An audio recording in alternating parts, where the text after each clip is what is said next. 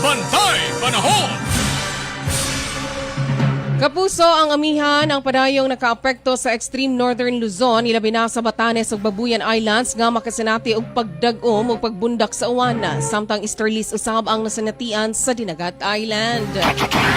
O galang naman sa dugang pagdetalya niya si Lian Loreto.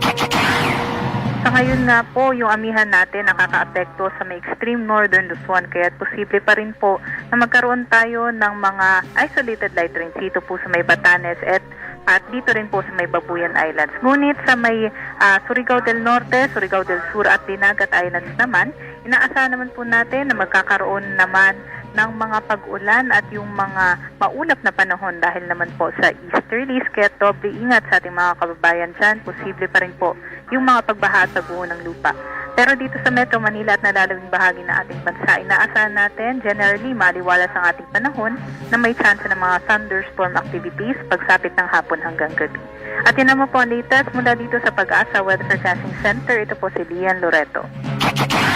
Ang pamayag ni Lian Loreto, weather specialist sa DOST Pag-asa. Super Radio!